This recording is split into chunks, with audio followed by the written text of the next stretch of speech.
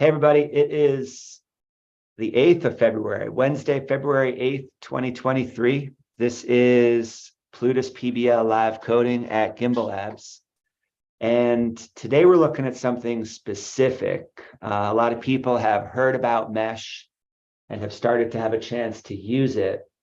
And so one of the questions that I had when I was learning how to use this, and I saw Edmund was asking this question in the Discord last week, and a few other people were in a similar boat, is how can we handle multi-input and multi-output transactions in mesh? So I want to use today's live coding session to look specifically at that question: multi-inputs, multi-outputs.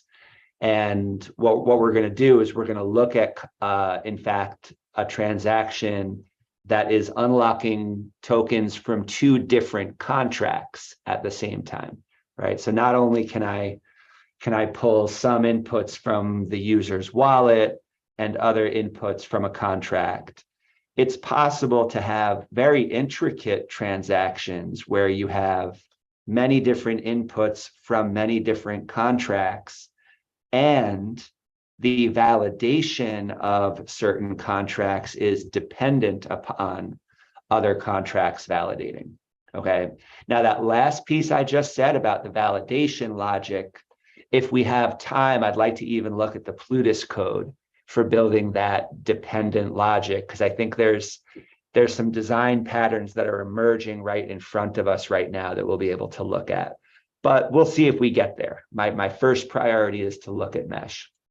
So here's the mesh site. For anybody who's not familiar with it, it's a JavaScript library. It's built very carefully with TypeScript, which makes it a delight to use. And so one thing I want to lead by saying, and also, I'll try to show you in the code, is that because such attention has been paid here to how, to the benefits of TypeScript, it's possible to figure things out in a way that, is a little bit easier. And I'll show you what I mean by that. In this documentation, if you've never looked at these getting started guides, I definitely recommend that. But what I want to jump to is this transaction link at the top of the page. And so, right, there's a few different high-level categories of transactions. Simply sending assets is one of them, right? I can send ADA, I can send native assets, and down here you can see that this is a transaction that maybe it has multiple assets on it. And here's a critical design pattern right here, okay? So in all cases, you're going to import transaction from the mesh core, and then we initialize a new transaction object. We can call it whatever we want.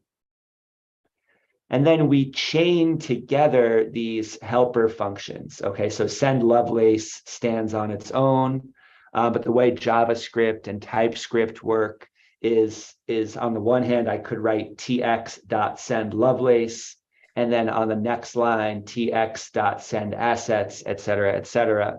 This is just showing you that we have this pattern of being able to initialize the object and then just chain on, then do dot this, then dot that, and combine it all into one thing. We're going to look at an example that looks like this in just a moment, but you can find all of these functions, send Lovelace, send assets, in these documentation. This is also a great site because it's a working demo. Okay, so you can actually run the transactions that are outlined in the code right here directly in the browser. You can do things like adding metadata to a transaction. So if you've never had your own interface and you just want to throw some metadata up on chain just to say that you were here, this is actually one of the most convenient places to do it. Of all places, you can come here, you can connect a wallet, and you can build a transaction that has some metadata in it. Now, that's just one of the kinds of transactions. We also have the smart contract interactions, minting and burning, and staking, right? So minting, same thing. There's two transactions you need to know about, minting and burning. And this too, this is kind of like one of the internet's best kept secrets. You can just come to this page and mint tokens on Cardano right here. Wow, in this documentation looks better than when we last looked at it. They're growing quick, man. They're working hard. Okay, we can count on these guys to put some really good stuff together. And then finally, right, smart contracts. And so here's, right, locking assets is one kind of transaction. It's just a matter of sending. And then if I want to unlock from a smart contract, we have the redeem value function. Okay, so for anybody who's gotten familiar with smart contracts by building with Cardano CLI, you're familiar with this concept that, okay, if I lock a UTXO at a contract address, I need to be sure to include some datum on that. And then the step of unlocking, where I include the Plutus script and I include the right datum and the right redeemer, all of that unlocking logic is encapsulated in this redeem value function right here. And that's what we're going to look at the most closely today. Any questions about the docs before I jump back to my VS Code? Yeah, I've got one. Why are you not talking about the best feature, which can be found on the top right of the page? Think, because old habits die hard, my friend.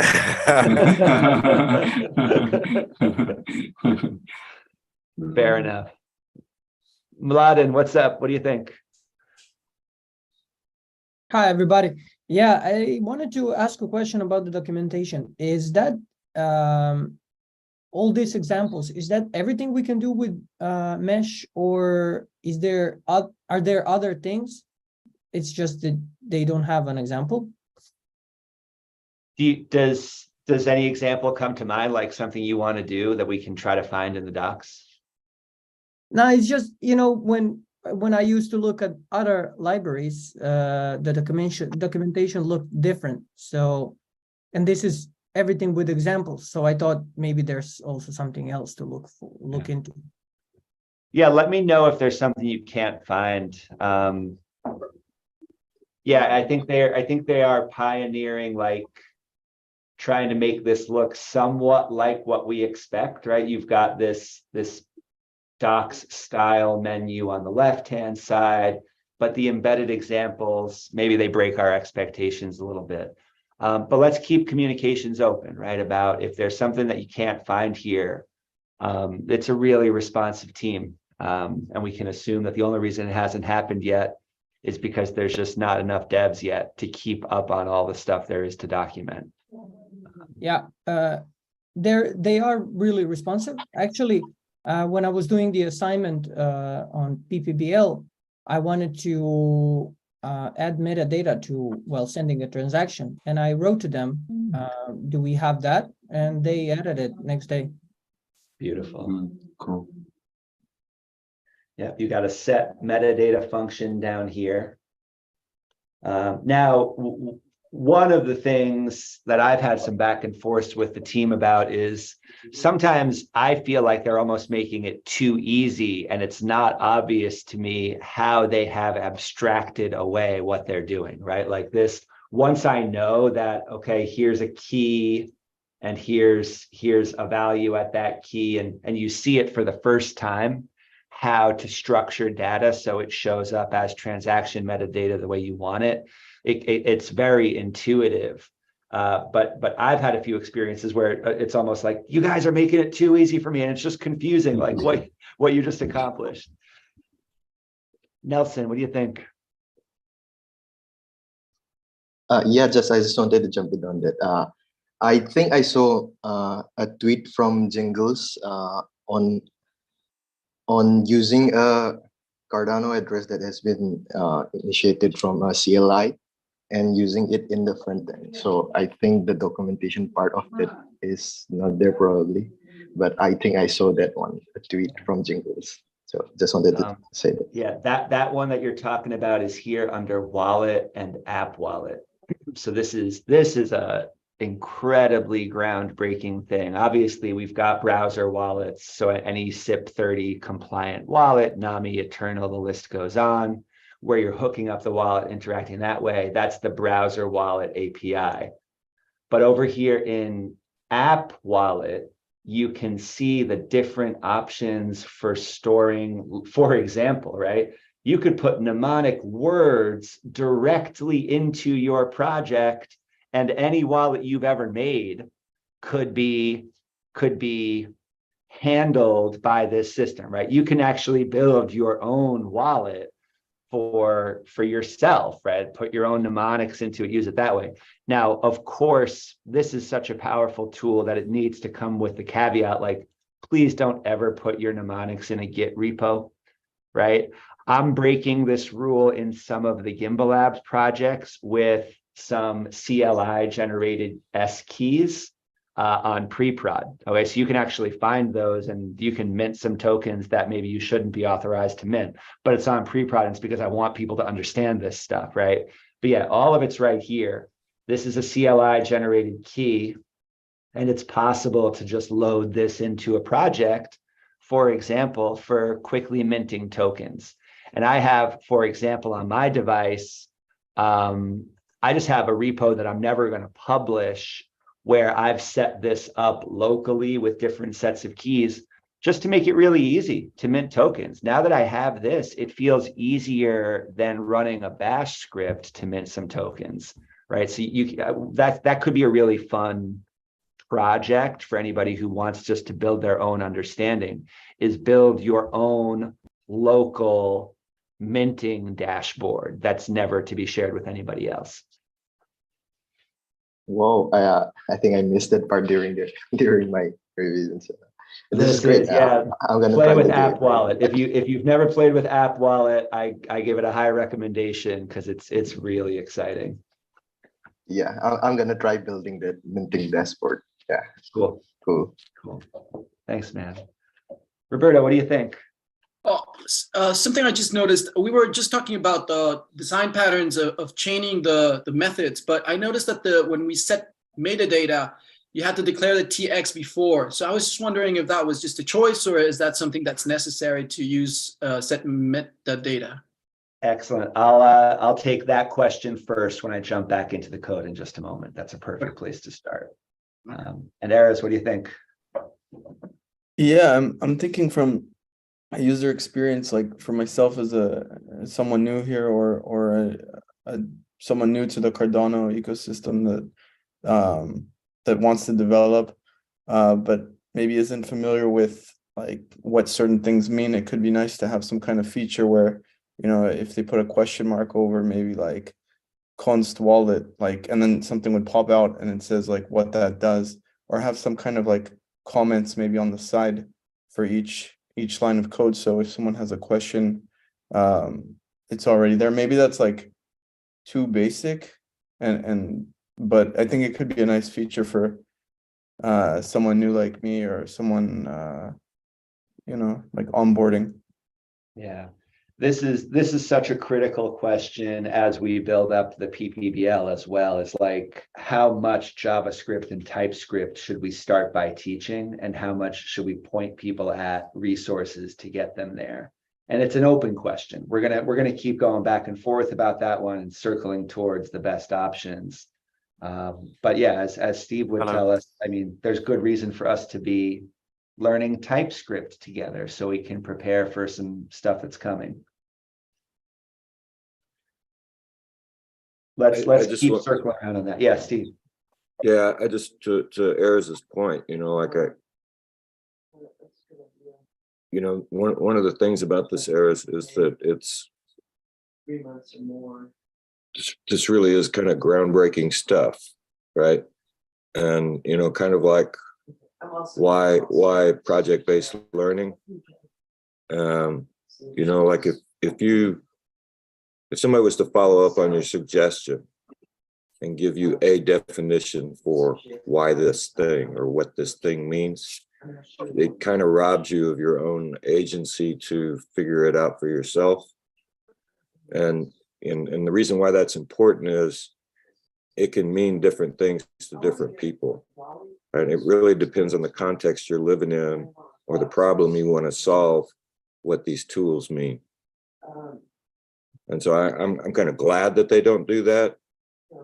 It kind of slows down the learning process, but it also opens up or keeps open the possibilities in which you might figure out a way to apply them. And I may be speaking too broadly to Well, it's know, big and broad, and this is listen, we are in the business of educating people. No matter what, when you open up an educational opportunity, there will always be something to backtrack deeper towards. And so in a way, this approach right here is legitimizing Cardano, because it's saying, look, we are showing you, the JavaScript developer, how this library works. If you need to rewind to before that, because you need to be a JavaScript developer in the first place, that really is beyond the scope of what Mesh is responsible for providing. Any Web 2 library that is built with JavaScript does not make it their responsibility to teach you JavaScript. If they're nice, they'll give you a link to a Code Academy course or somewhere you can start. So I really do believe that we, in a way, legitimize ourselves when we can clearly communicate the prereqs. Look, we're going to be building in JavaScript on this front end. Here's some great resources. The nice thing that happens along the way is by engaging with them, you learn it in a way that you can't get right from just a general book or somebody giving you an overview. So it's a give and take, and we always want to be emphasizing, moving towards that step of action, finding out what we don't know, and then taking the next step.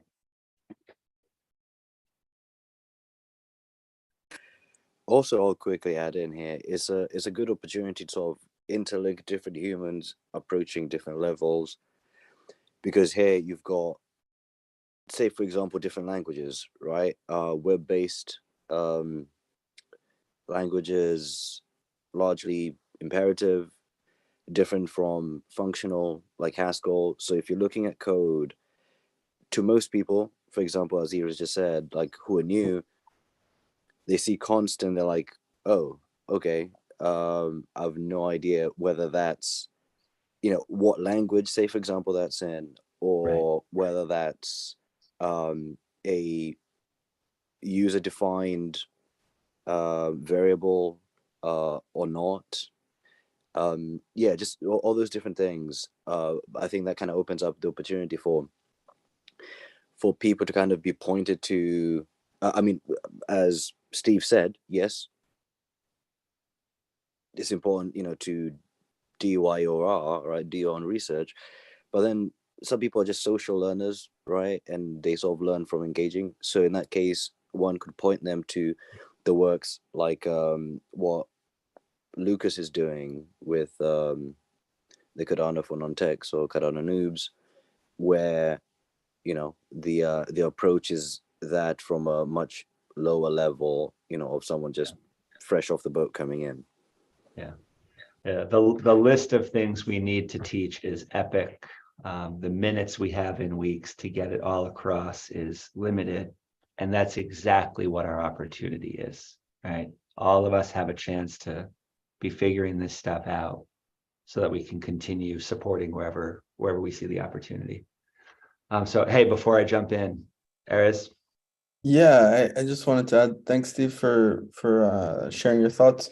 I can just say for myself that like when I'm learning, especially during my computer programming learning journey, there have been so many times where I get stuck on something, and sometimes it's hard to find the answer. It takes like several hours or even days, and I would have found it more useful if there was something, some feature or comment that just explained it like pretty clearly and shortly. That's not always appropriate, but this is probably beyond the scope of this conversation. But here's for everybody.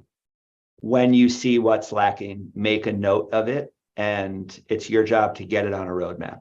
Okay, because I agree. We could spend some time talking details about what might be next for this mesh documentation, but I'm going to table that for now because our goal is to really spend this time digging into using this thing.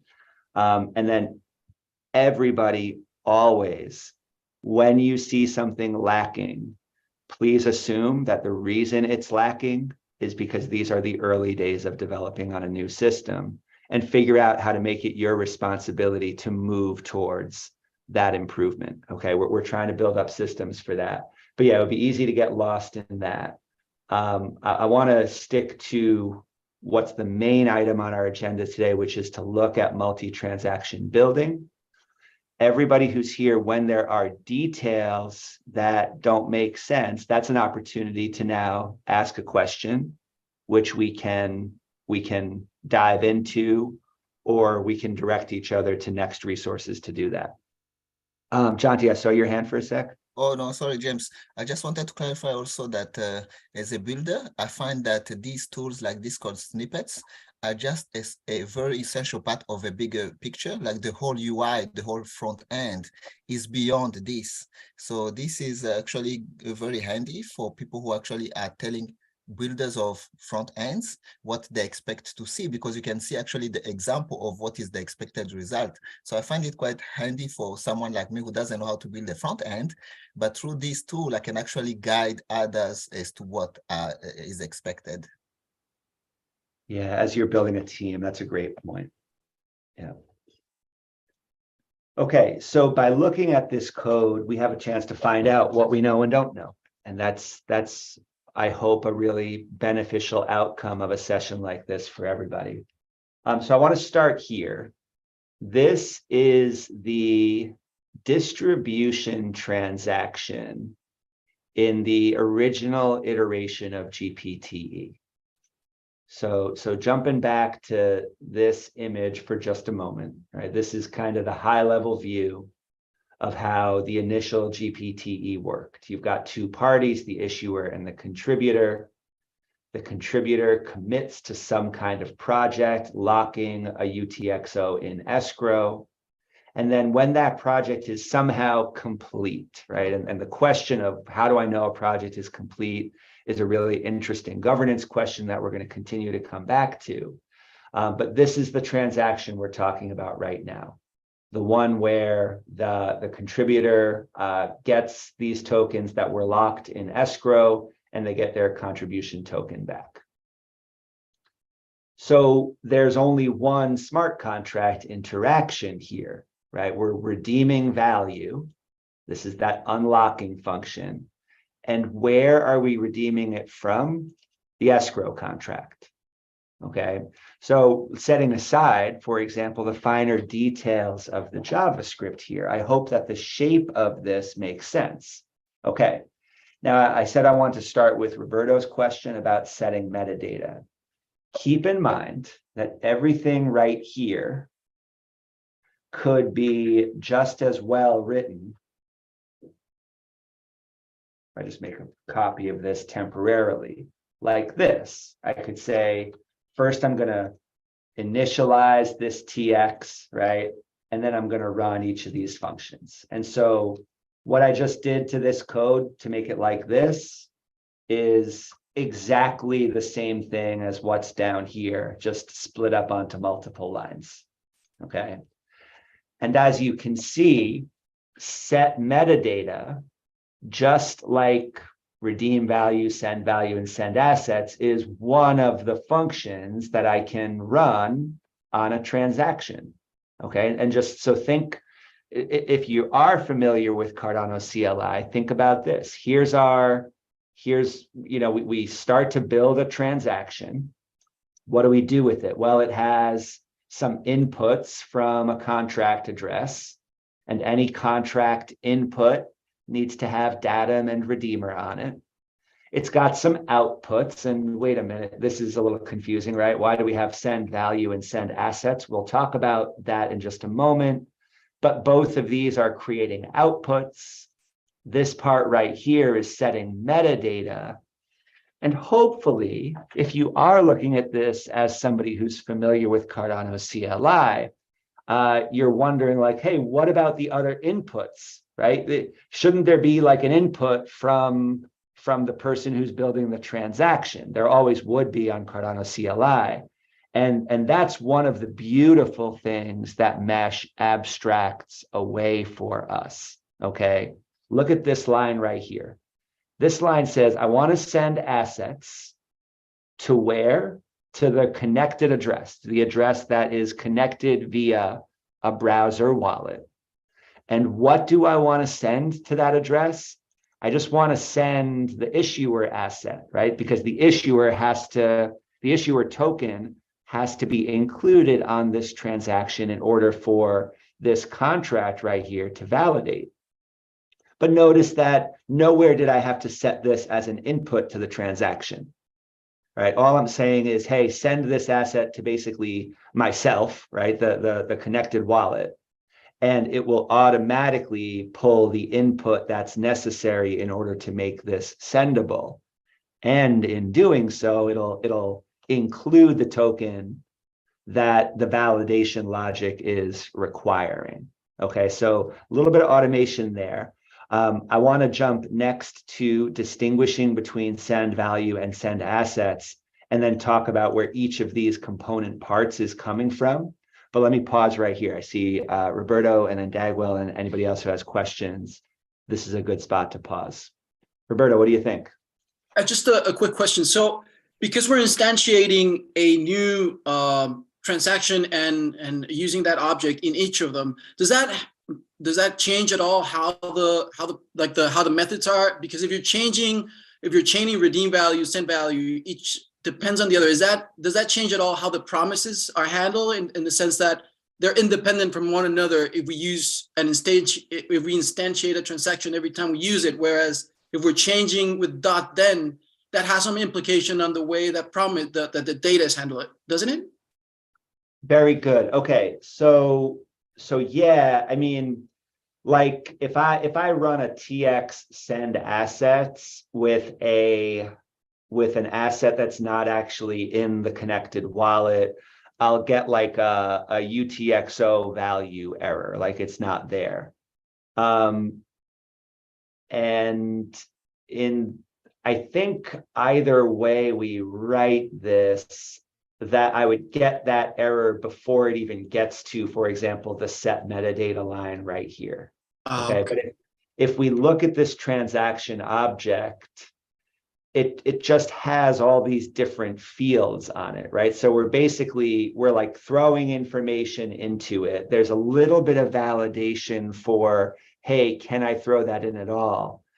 But a lot of, for example, like the smart contract validation logic doesn't even happen till these sign and submit steps.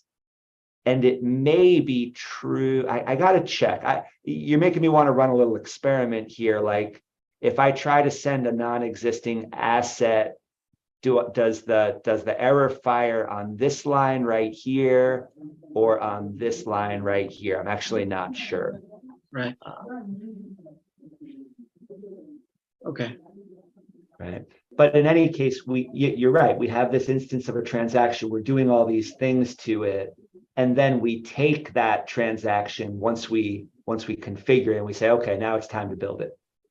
Right? Build. In any case, it would just be a difference of where the error happens, in the build or before, and that's dependent on if the order of how do you apply the methods changes at all, how it's computed, I guess.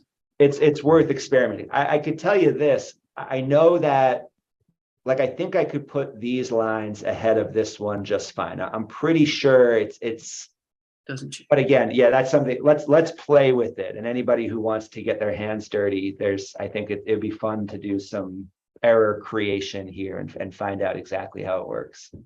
Okay, thank you. Mm-hmm. Dominic, what's going on? Hey, nothing much, James. How you doing, bro? Good. It's good to hear you. Man, good to be here. Good to be heard. Since we're on metadata, in Mesh, sometimes when you use mask metadata, in Mesh, it'll add a custom handler, like a header.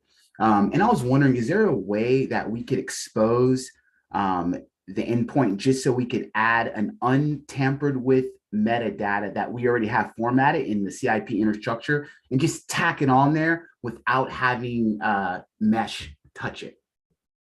Excellent. Okay, good. Yes, I think the answer is yes to your question, and I think I had the same question, so we can jump to that in just a moment too. Okay. So high level view, right? When there's a lot of approaches to building out a transaction in a front end like this. What I have found works best for me is when I've got like, right, this is the handle distribute TX function that's fired whenever somebody presses a button, right? What I like to do first is build this function first, because just like on Cardano CLI, this serves as an outline of what I need to accomplish right now. And so like I might write a bunch of, placeholders, and I'll get errors all over my document right here because I'll just put placeholders that don't exist yet, right? But if I've got all those little red squiggly lines, well, now that's like my to-do list. And my job is now to to instantiate contributor address and distribute UTXO so that they are not only existing, but they're also the types that are required. Okay, so let's talk TypeScript for just a moment right here. When I put my mouse over these well-typed functions here in the editor, at least for VS Code right here, as you can see, I can see the expected type. What does send value take? Well, it takes two parameters, recipient and value, and it shows me the types of those transactions. Recipient must be a recipient and value must be a UTXO. So more on that in just a second. But I want you to have this concept in your head that it's possible to create an outline for yourself, mouse over what you're using there, and then just one by one go and fill in the gaps. Dominic, to your metadata question for just a moment. Now let's scroll down for just a second. Okay, so this is the trivial handle distribute TX transaction that's described in this diagram right here, transaction number 3. But there's actually a newer version of this transaction live on GPTE right now. And you can see this because we have these two different distribute buttons right here. This green one points to the handle distribute TX that I was just showing you. But then there's a more interesting transaction that both distributes the commitment and updates the contributor datum. And that's the datum that you see right here, in particular with the list of contributions from each contributor. What we really want is to add to this picture in transaction 3 that datum is getting updated. And that actually constitutes another smart contract interaction. Okay, so I want to show you that, which is going to look exactly like this one right here, but just with a little bit more stuff. Here's handle, distribute, and update reference datum TX. That's a mouthful. You can rewrite these function names eventually, but that's what's happening here. So notice we have the same redeem value as before from the escrow contract. And we have the connected wallet sending the issuer asset to itself so that we get the validation there. But then we've got another redeem value. Okay, so Edmund, this is kind of the short answer to your original question that prompted this, right? How do I have inputs from multiple smart contracts? This is how right here. You can just chain those redeem values together. How do I have multiple outputs? Well, then I can just send as many different values as I want. And so here's an example of 2, or here's the full 2, right? But you could have 5 send values. You could build Okay. this all the way up to the limit of the size of a transaction.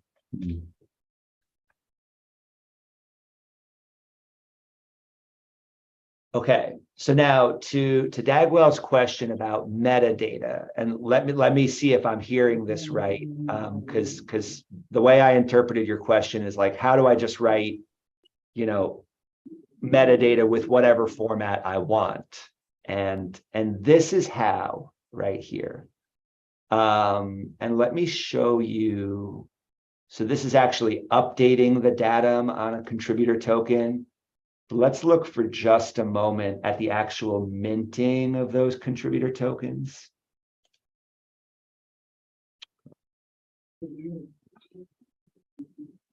Because this might be a helpful example. Okay, so this is an example of a little interface I use to mint the contributor token pairs when people finish GPTE. And this contributor token minting metadata right here has some 721 compliant metadata in it, okay? And so if I look for where this name is used right here, it's down here. When I go to mint an asset, this is a mesh type. I can say, here's the thing I'm gonna mint. It's got a name. I'm going to mint 1, and I put the metadata here and the 721 label. And if I look at this type, you can see there's only 2 options for label right there, 20 and 721.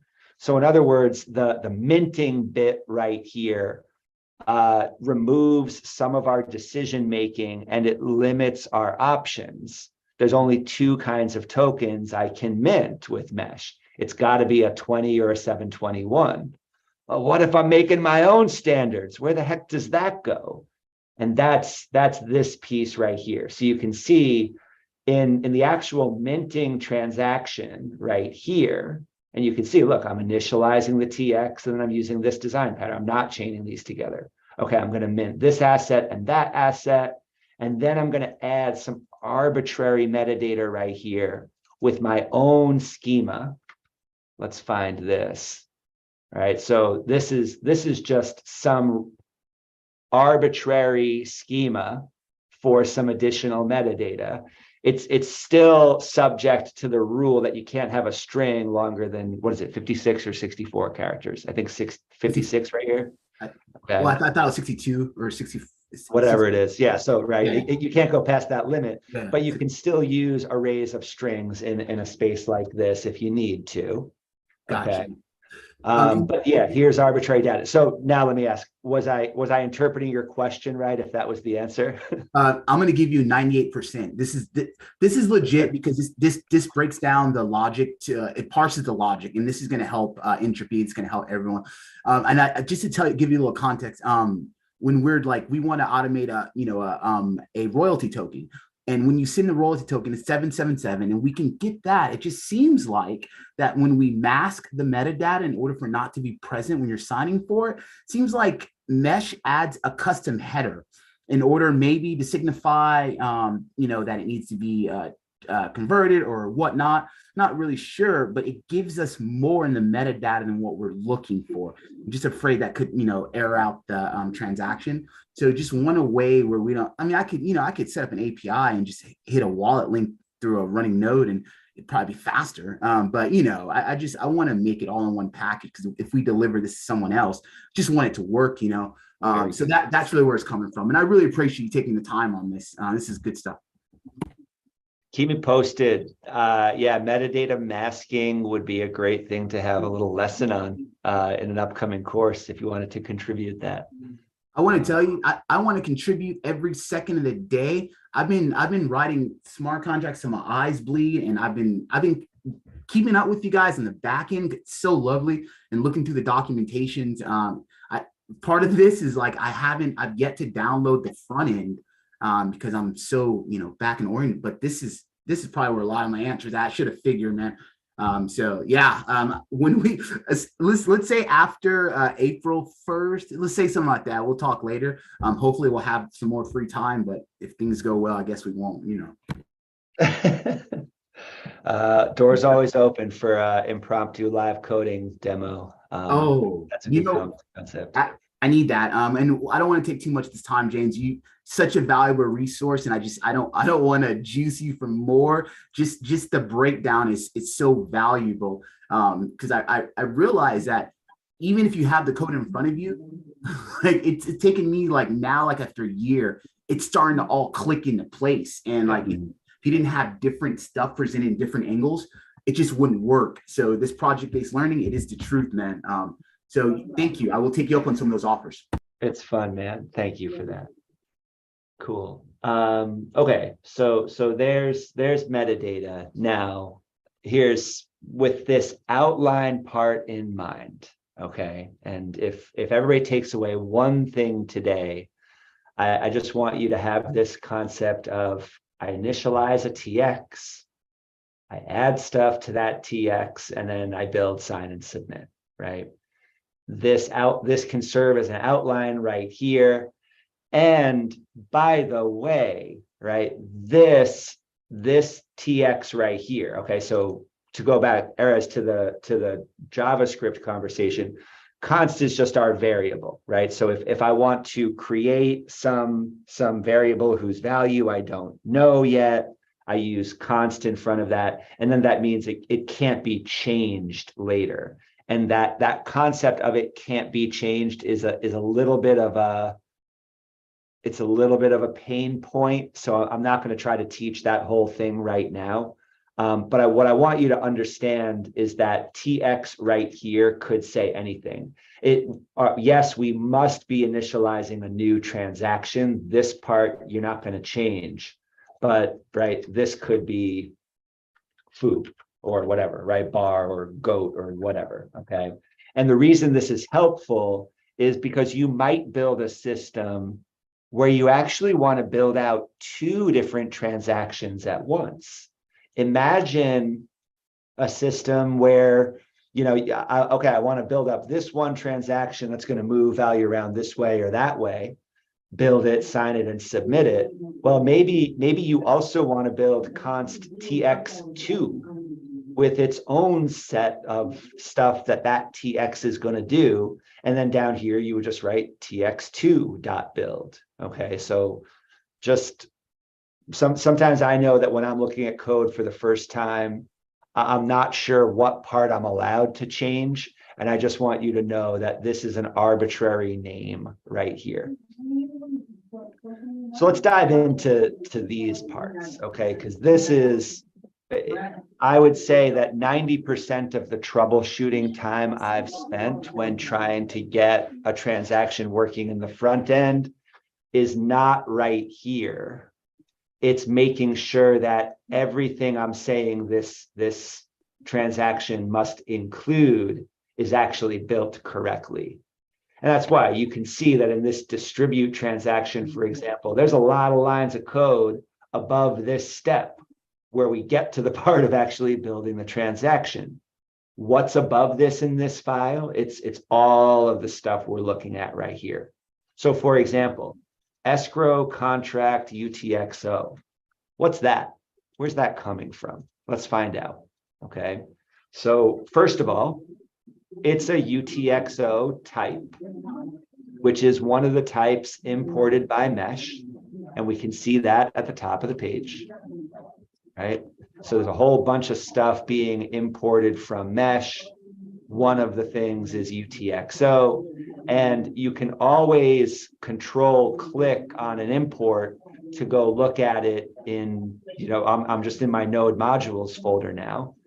This is the type that I'm trying to use. Okay, so anytime I want a UTXO, what's it going to have? It's going to have an input and an output object. The input must include the hash and the index, just like we see on Cardano CLI. The output must include the address where that's actually, let me pause for a second right here. So this refers to both incoming UTXOs, representations that are already on chain, and it points to new UTXOs that we're building. So taking the case of the new UTXO first, you don't know what the hash and the index are going to be of a UTXO when you're constructing it for the first time to eventually send. It doesn't have this part yet, okay? But an existing UTXO, well, the word output might feel a little confusing right here. So I want you to think about input and output here just from a slightly different perspective, okay? For any UTXO that's currently on chain, the input is what identifies it, right? This is the part I would see on Cardano CLI, hash and index.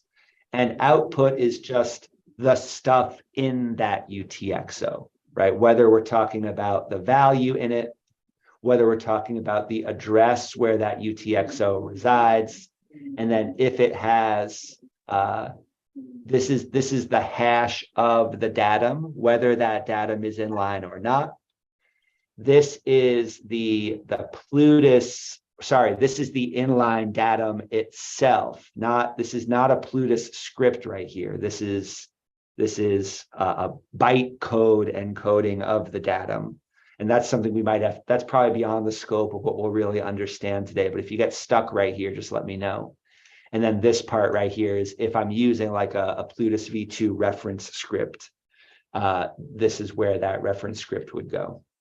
If there's time, we can jump into some reference scripts, but without getting too much into these weeds, I just want you to recognize that you can follow this process anytime, right? Like just control click into the documentation to learn about each of those things and kind of understand what the expectations are.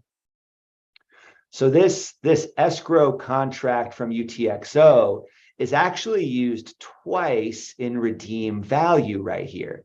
So in the very same way, like I can mouse over this, or I can control click on redeem value to go take a closer look at it. Redeem value has inside of it this options object with 3 required fields and 1 optional field, this redeemer right here. The value must be a UTXO. The script could be a CBOR script, right? Just a string, or a UTXO in the case where we're using a reference script to unlock from this validator. And the datum in the same way, it could be a data type, which is also its own thing to investigate, right? You could go look that up. I recommend that as an exercise, looking at the data type inside of Mesh. Okay. And then, but where were we? Right here, right? But datum could also be a UTXO, just like the script can, in the case where we're just investigating inline datum. So that's why you see escrow contract UTXO twice here, right? We're using the same UTXO to both serve the value as the value that we are redeeming from. And we can know everything about this thing, right? As well as this is providing the inline datum for us. So now with that lens, let's take another look at escrow contract UTXO. I just made the claim that this entire UTXO is knowable, right? Well, because it's already on chain. All we have to do is investigate the chain to grab these things. So I can make some query to find out the hash and index of this thing. I can know my escrow address. That's just a project parameter. So I'm going to put it there. I can know what the values are in that UTXO. And then I can also construct the datum that should have been there. Or I can reconstruct this datum with yet another on-chain query to look at the inline datum and build it again right here. And that's at the core of a lot of the contributor token work. We might not get to all of that today, but let's go as far as we can. Let me pause here for just a minute as I dive a little deeper into what a UTXO is in Mesh. What questions does that raise for everybody? Okay, James, concerning UTXOs, I have the question on that. So I wanted knowing how we can inspect multiple UTXOs and maybe probably do some calculations in order to pick which ones to use. Okay, excellent. So this, you're talking about the case where my contract address might have many different UTXOs. Yeah. Okay. Now, there's two sub cases to that, right? So in one case, maybe it doesn't matter which UTXO I select. And so, yeah, we need to have some kind of selection algorithm here. And then there's the other case where, yes, there are many UTXOs at the contract address, but only one of them is relevant to me, right? So which of those cases is best for us to start with? In the second case, yeah. Okay. So the second, and the good news, I was hoping you would say the second case because the second case is easier. And just to give this, to give this a little bit of context, okay? Let's look at the DApp we're talking about right here, where there's a treasury and an escrow. The second case, what I claim is the easier case, is the one where every UTXO at the escrow represents a certain commitment that somebody has made. And therefore it has a specific contributor's token in it. It has a specific datum attached to it. And between those things, the datum and the contributor token, it's pretty straightforward to identify, hey, that's the UTXO I need. Compare that with what I think is the more difficult case where maybe you have some treasury, and because we want to handle user load, we just split the treasury up into 10 or 12 equivalent UTXOs, just because we want to be able to allow multiple users to create a commitment at the same time, okay? That one where you have to select the UTXO from a set of equals at a contract address is a bit more complicated, but it's precisely one of the key design challenges, excuse me, of building any scalable application. Okay, so that one is really interesting. I don't think we cover it sufficiently in PPBL yet. So if that's an interesting problem for anybody, and you've been trying to learn that on your own, I would love help building up some learning materials about UTXO selection and UTXO management, all things being equal. But luckily this one, Edmund, your question about finding a particular UTXO is pretty straightforward, okay? And so let me show you, I'm gonna switch over here to a different application. This is the one up, one down mentor and mentee matching. And as you can see, this one right here has a transaction where we are unlocking from two different contract addresses. One is the mentee reference address, and one is the mentor reference address. This is a critical component in systems that are building out from the concepts of CIP 68, the ability to have updatable inline datum. And this application right here takes it one step further and says, okay, let's put that updatable inline datum at a contract address, and let's write specific rules about who can change that datum, right, at different times. And this is a two-role system, mentor and mentee, where at different steps in a process, the mentor and the mentee are choosing to push a relationship along, and therefore there's going to be a couple of different transactions. The one we're looking at right now is late in the process where a match has been proposed to a mentee. The mentee has already accepted that proposal. And so now the whole thing is passed to the mentor for final confirmation and actually starting up the relationship.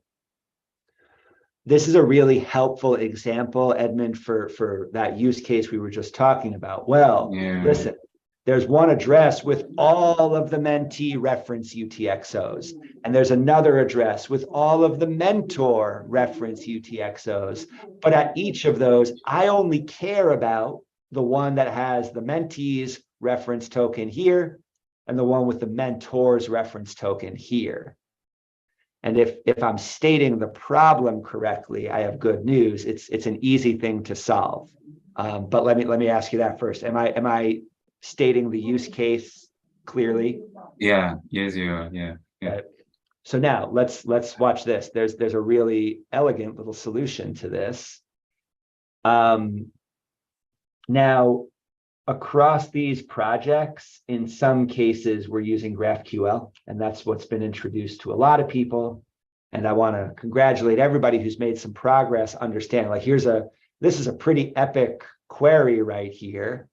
But what's nice is that it's only looking at a single UTXO, or sorry, a single transaction, right? So yes, this is a big query, but this is precisely what GraphQL is optimized for, right? You can get all the information you want, and you can keep your request to the network light by not getting any transactions you don't want. Yeah, I need a lot of information right here. It would be extremely inefficient just to look at the entire blockchain and then filter out the transaction I need. Rather, this says, yeah, I need a lot of information, but I only need it for one very specific transaction hash, okay? This is a beautiful way to use GraphQL right here. But it's not the only option. Some of you have heard of Koios, and Koios is actually built into Mesh, okay? So what we can do is we can import the Koios provider right here, and it gets instantiated much like a transaction, right? This part's the arbitrary part. This could be just TX, but that would be confusing. It could be foo or whatever. But it's easiest to just give it a reasonable name, so it's easy to remember what it is. So I instantiate a new Koios provider. Koios provider, look at its type signature. You can probably read this at this point. Look, Koios provider takes a network. It's got to be either API, preview, pre-prod, or guild. API is mainnet, and then preview and pre-prod are what they sound like. Now, what do I do with that thing once instantiated? Well, I'm only using it, I think, once. Oh, no, I'm using it twice for the same thing. But this, Edmund, is the answer to your question right here. So this is a really helpful mesh function. Fetch address UTXOs. Okay. It takes two parameters, an address and an asset. And this is why it's so exciting to me. So this basically says, look, if you know the contract address and you're using tokens to represent state in your system, then all you have to do is say, fetch address UTXOs at the address you're looking for with the asset you're looking for. And now, boom, you'll have that UTXO that you can use however you need to.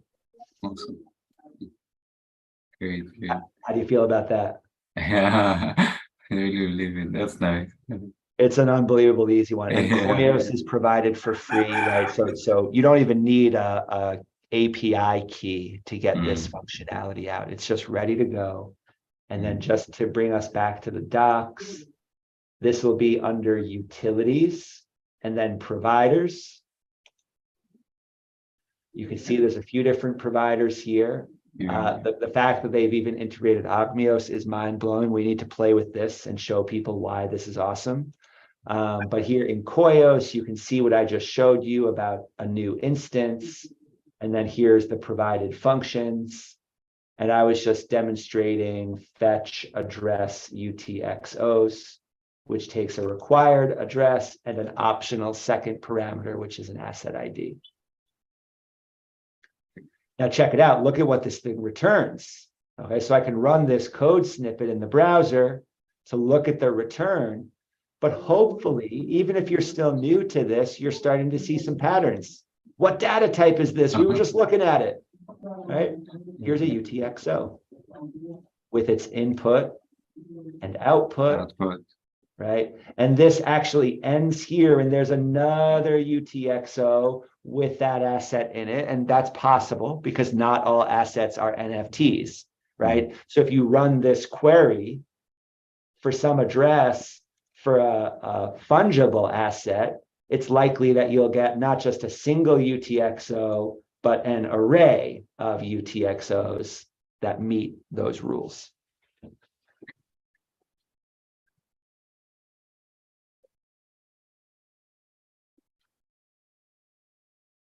So yeah, if anybody's new, so I mentioned App Wallet earlier and providers just now. If you've never navigated those parts of these docs, I strongly recommend get your hands on App Wallet, get your hands on providers, play around with that. It's pretty fun to see what you can get these things to do.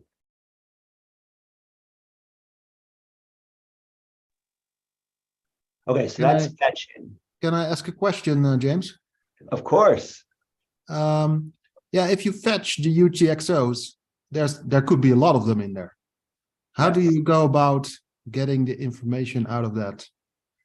Okay, good. Let me start from, I've always loved inductive proof. Start from the zero case and then talk about the nth case. But right here, like in this case, I already know that this asset ID that I'm building represents an NFT. There should be only one token with this name at the contract address. And so therefore it's trivial, right? This fetch address UTXOs returns an array of UTXOs, and you can see it, right? It returns a promise for UTXO, and then you've got those square brackets right here, a list of UTXOs. And so once that's returned, when I actually go and use this is a use state hook that I just initialized above, right? This is going to be a UTXO. And because I know that there's only one asset with this name, I can just automatically take the 0 element of that list because I know this is a list of length 1. Okay. Then, of course, we have to extend from that case to the one where this is not an NFT, right? This right here, what I'm passing to fetch address UTXOs. First of all, maybe I'm just leaving this out, right? Which would just give me all the UTXOs at any address. And this is crazy. You can investigate any of your addresses or any of anyone's addresses with this function right here and get all the UTXOs there, just like you can do with Cardano CLI. But now if you have a whole list of UTXOs, now you have a well-typed array of mesh UTXOs ready to be processed by any additional JavaScript logic that you want to write. Okay, and there's, depending on the use case, there's all sorts of ways that we could filter these things. And it's actually a delightful experience because once you start to play with this, sorry, I meant to, didn't I have that open a minute ago? Anyway, we were just looking at the UTXO data type. Once you start to play with it and you just get familiar with that UTXO data type, you'll start to have your own ideas for, okay, how can I filter by those that hold more than a certain number of Lovelace? I can filter out any that hold additional assets, right? Maybe because I'm only interested in the Lovelace ones, or maybe because I'm looking for a specific token. That's a great way to extend your understanding of this, is to take the data that it returns and try to manipulate it in some way. Okay, yeah. But is it not so that in a UTXO, it's not like you have multiple UTXOs with Lovelaces? You would have to add them together or something. There's no convenience functions for that. You just have to do that yourself. Good. No, okay. So, I mean, wallets, and it might surprise you how unrefined so much of this is, right? But every wallet implements its own form of coin selection, right? That's just part of building a wallet. And you'll actually see here, where was it? We just ran into coin selection, but it's not. Somewhere in these docs. Coin selection, there it is. Okay, so once you have this data, and yeah, Martin, your example is good. Like my goal is to send 50 ADA to somewhere from a wallet that might have no single UTXO that has enough ADA in it. So I'm going to have to select 2 or more UTXOs to deliver on that. And you can, I recommend reading through like some of the GitHub discussion about coin selection. It's a years long story at this point, and it's really interesting to think through it. But here's the mesh treatment of thinking about this, and there you actually have the ability to specify different coin selection algorithms in your application once you start to build. I think it would probably be worth it for us to have a deep dive. But let's go back to here and the simple case of sending 50 ADA from a wallet that doesn't have a single sufficient UTXO, right? The way I might approach that is step 1, filter out all of the UTXOs that have anything other than Lovelace in them. I don't want those to be in the way. And then maybe I order that list, right? So the mesh documentation here was suggesting using an algorithm called largest first. Okay, I could do that. So, okay, now I have all the UTXOs with only Lovelace in them, and they're in order from most to least Lovelace. You can imagine a simple algorithm would be just keep taking UTXOs from the top of that list until the sum of Lovelace exceeds the amount that I'm trying to send, right? So those you could do smallest first. Hey, if you want your algorithm to help keep my wallet nice and tidy by taking all the smallest ones until they add up, maybe that's a good approach too. But these are really good exercises. Even talking about this right now makes me wonder if there's something we can include in the course to help people get their hands on. Yeah, that's a good tip. The helper function is nice. Yeah. It's a great opportunity. This is a cool chance for people to learn some JavaScript functions. I gotta write that one down. And if anybody wants to collaborate in building some of those, we could do like mini JavaScript deep dives, but contextualized by the systems we're trying to build here. And it'd be really fun to teach people about like JavaScript array, map, filter, sort. We could play with that. Okay, so Edmund, when you first asked this last week, there's actually 2 things before we wrap up that I just want to put on everybody's radar that were my biggest pain points as I was learning about some of this stuff. Okay. But that could probably be a really epically long list, but here's the top 2 that came to my mind. Okay.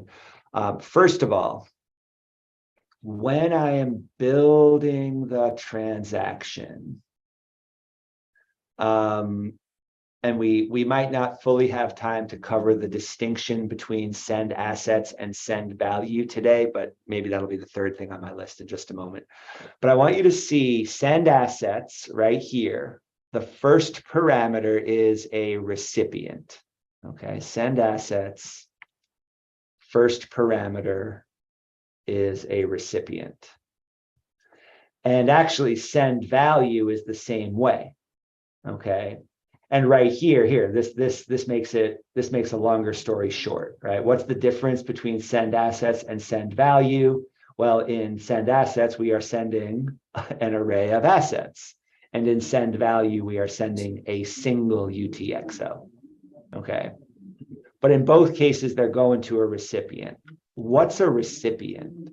And so here you can see it shows me where this is being imported from, mesh common types. Let's just dig into our node modules folder and look for that. So mesh common types, here's recipient. All right, what is a recipient? A recipient can be 2 things. This little line right here, this bar, is the OR symbol in TypeScript and JavaScript. So this says that what a recipient is, it could be just a string, in other words, an address, or it could be this entire object right here. And what is this object? Well, this object has one field, the address, the string, same as right here, right? Address, address. But then it optionally has two more things. And this is what enables us to have information attached to UTXOs, right? When I'm sending to a contract address, I must include datum. And that's what recipient is really nice for, is kind of helping us make sure that we're never accidentally sending some funds to a contract address without having that datum attached. And then this right here, script, this is if you want to build a reference script, you can actually create a little front end that'll create reference UTXOs for you. And in that case, you would use this. But for our purposes, if what we're trying to do is update the datum at a contract address, we're using recipient. And I really wish somebody had told me before I sunk, probably 6 hours into banging my head against this. I wish I had more clarity that the datum can actually be included as part of the recipient. Okay. And so let's look back in context now. You can see that in this send assets right here, I'm sending assets to a contract address. Send assets only has, like we just saw, these two parameters, recipient and assets. Where the hell is the datum? The datum goes in the recipient itself right here. All right, so where am I sending this? Back to the Menti reference address. I'm including some datum with it. That data has the mesh data type, capital D data, right? And so I can build that datum, and then I can just mark it inline true or false. In this case, I want it to be true, so it's easily queryable and viewable, and I can use it in a front end. So recipient, that's at the top of my list, and I just wanted to make sure to throw that at you today. Any questions about that one? What does inline do, actually? Okay, good. So inline allows us, here, let's switch now for a moment to CLI. And you can do the Cardano mode. What's that? The Cardano mode. I just found that command on the CLI the other couple of weeks ago, and it'll actually show you all the information at every UTXO that you have in a wallet. Oh, cool. Okay. So yeah, I'll have to play with that after this. But this is for the application. I was just showing you that front end of those Menti and Mentor reference addresses, right? So what shows up in a wallet is just a token, right? But this token right here is associated with a token at the reference address. And you can look at the name. It's the one that starts with 416C69. So this one, okay? So this UTXO right here is holding the data that accompanies this token that's in somebody's wallet right here. And Martin, to the question about inline datum, if I tag inline datum as true, then it's human readable what that datum looks like right here. And so you can see script data bytes, Barbara Menti pre-prod. Okay, that's pretty easy to read. If it's not inline datum, it's just hashed, and all that's visible from our perspective here is the hash of some datum, but not the datum itself. And so what that means is that it's at least not publicly visible, right? Anybody can recreate the datum and see that it hashes to the publicly visible hash. But in many cases, that's just enough extra privacy that it serves a purpose to be hashing that. Okay. The other thing that's possible because I'm taking this approach is that we can actually view the specifics of this datum via a GraphQL query, where if it wasn't inline datum, all we'd be able to pull from that GraphQL query was the hash itself, but not be able to like look at and easily represent on a front end what was included there. Dagwell, what do you think? Thanks, man. We were on the inline datum and like I had a question. So I was playing around with the little CIP 68, and I was, putting getting metadata ready, getting in its byte form, and getting it on inline. My question is, are we gonna keep like the 721 and the policy ID and everything that we would normally do if we're gonna try to reference the actual metadata off inline data? That's a great question. I mean, I don't have a strong opinion there, right? And it always brings us back to what the 721 standard is. It's a fully arbitrary standard that caught on so quickly that people think it's inherent to the protocol, right? And there's so many people with a vested interest in building front ends that make that standard look like the only way things are, right? And that's just, it's a hilarious misrepresentation of the entire opportunity we have here. So like, yeah, because you're on 160 something. Decides, it's up to them to decide. Yeah. Right?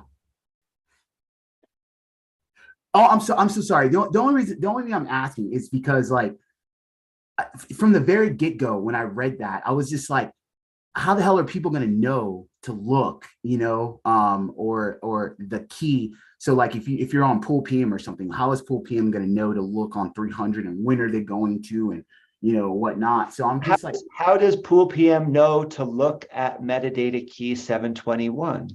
I guess we told them to, and they're just like, we told it to. We told it to. That's all. So how do you make a standard catch on? You build front ends that make all the people who don't want to think about it think that that's the way things are. Boom. You just invented a standard, right? This is, we can all do this, right? So build a front end that consumes the datum in a way that is really compelling to people. And now you're kind of driving the narrative there. That's an exciting opportunity. Quite so. Man, I really appreciate that. Thank you. Sorry if I brought to the side a little bit. Yeah, dude, no, that's important. Okay, so in the 4 minutes that are left, I promised there were two things that I wish somebody else had told me. I want to jump back to the other one for just a moment here. That recipient one is critical. And then finally, this is more of a this is more of a virtual hug I'm going to give you and just tell you that we're in this together. Okay, it's really frustrating to construct datum and redeemer correctly, and it's likely to be something that you just have to hack around with. So right here, what we've done is we're back to the mentor and mentee example. This one is a great example because we have to reconstruct outgoing redeemer and datums for two different contracts. So it's a really good chance to think about what we're going to need to include in those datums and redeemers. You can see datum here can be a data object. For redeemer, for reasons that are beyond the scope of what we're going to cover right now, the mesh devs chose to use action right here. And often we're not going to fill out the entire action. So if you're learning TypeScript right now, learning a bit about how partial works can really come in handy. You'll also see this in some UTXOs. Remember how I mentioned earlier, there's not an example here, but remember how I mentioned earlier that when you're building a UTXO, you don't know the hash and the index of the outgoing UTXO. It's impossible to know those. So basically, anytime you're constructing a new UTXO to send away, you're likely to be using partial UTXO that looks something like this. But in any case, we set up some state hooks for these, and then we carefully go through and we reconstruct each of those bits of data. And this is where a big part of the front end off-chain logic lives, right? Constructing the datum correctly is like the main point of this application. And so, for example, this is, again, the mentor accepting a match. Okay, well, that means that we're going to take their previous list of matches. We're going to remove from that list the match that we're making right now. And we're going to call that all the other matches, the other ones, right? So there they are. Then we're going to take the new match and put it on the front of whatever the list of active matches previously was. And in this particular transaction, what my completed matches won't be changing, right? At the completion transaction, it's different. This part changes, but the other parts might not. Okay, and all of this maps the precise construction of this little bit of datum right here maps to the rules laid out in the Plutus code that goes along with this, all the way down to when a new match is activated. It has to be the first element in the list. It can't go anywhere else in the list. Okay, so if I swapped the order of the new ID and everything that was already there, this actually wouldn't validate. Okay, so please just know that if you're doing innovative things with your datum and redeemer, you may get stuck trying to get it shaped just correctly, right? Like use the alternative properly. Please reach out for help when you get stuck in those scenarios, and just know that you're not alone. Okay, if you're having a hard time serializing the data this way. Yeah, I hope that's a helpful public service announcement. Yeah. And that's a jam-packed session. I hope that people have some things to think about. We are at time, but anybody got some last questions to close us out? So James, mine is a question. I'm just happy you got to go through this section. It's really an eye-opener. Thanks, really. It's my pleasure, man. Thanks for asking about it. And yeah, we recorded this session so anybody can revisit this stuff. And we're all learning how to explain this stuff together. So I really appreciate you all for giving me a chance to try to teach this stuff. And I'm looking forward to continuing to get better at that. Hey, what do you think? Yeah, this is going to be probably more something to come back to next time. But a key thing which has been on my mind since I think Roberto brought it up is errors which are brought about by a particular sequencing of code, right? And that kind of bookmarks what you just said here in terms of, say, creating a hash or a checksum using particular data. If B comes before A, that will fundamentally change the checksum that comes comes out of that situation. So yeah, I think it would be interesting to understand in what situations does one need to understand the importance of sequence in doing particular things. It'll be really cool to have like sub functions that hash things like you're saying, checksum or some kind of check hash at different steps in constructing the datum. And one of the ways I've gotten unstuck, there's been a few times where I've like been despaired, like I just can't get this transaction to fire. I know it works on the Plutus side, but none of the error reporting makes any sense, right? Like Plutus, I can make it fire a trace if false error, but I can't see that on the front end yet. It's going to be a glorious day when we finally get that. But one of the things that's gotten me unstuck is using Eternal Wallet, which has a really, really good transaction preview. and it shows you the hash created by all the data you're constructing. It'll show you the hash of the redeemer that you're building, and it'll show you the hash of the datum you're building. And then you can check that against what hash you're given, like on Cardano CLI with the same JSON file. And so when I've been really stuck, I've been able to just build up those data types again and look at where the hashes match and don't. And that kind of leads me, okay, oh, that's where the problem is. Those hashes don't match. It must be something wrong with this type.